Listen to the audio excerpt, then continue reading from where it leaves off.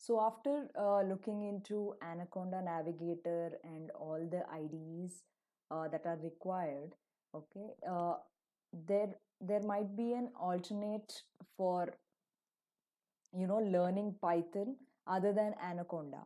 Okay, so if you want an online platform, so where you will be using your Python coding. Okay, so you can definitely go to Google Colab. Just type in Google Colab. Okay. So when I was talking about Jupyter Notebook, okay, it runs in a local system. You don't need any kind of internet connection in order to use a Jupyter Notebook. Okay. So if you want an online platform uh, without any installation or without any of the hassle, okay, even though if you want to create a project on that, you have to install Anaconda. Okay, but for a beginning purpose, just to learn Python immediately, just you have to go to Google Colab and hit on the first link that you get, that is Google Colab.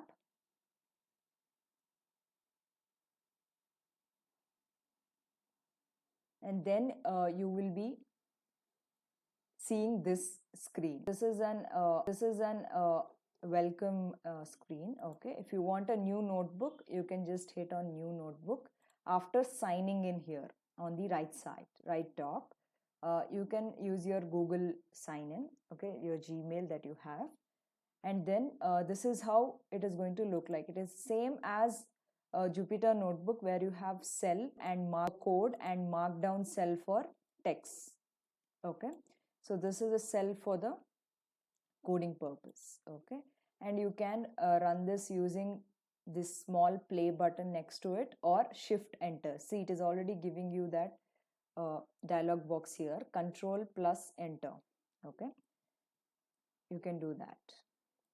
So it is shift enter for a Jupyter Notebook. Here it is control enter. So this is about Google Colab, and you have very similar options here, like new notebook, open notebook. If you have a Python or a Jupyter Notebook file, okay, so you can upload that here and you can view that file here. Okay, and different ways to save this file. Okay, if you want to save or your desktop, okay, you can do that. So IPYNB that you see here, it is a notebook file, Jupyter Notebook. Okay, so that is the extension for your Jupyter Notebook, and .py is the Python file.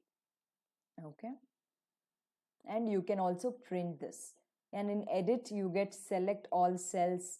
You can copy paste, you can cut the cell or copy paste or anything you can do. You can delete the particular all such uh, regular operations you can definitely do using Google Colab, and you can create all this code cell if you want, or if you want a text cell. So in Jupyter Notebook you had markdown and code, right? So here you have text cell itself written.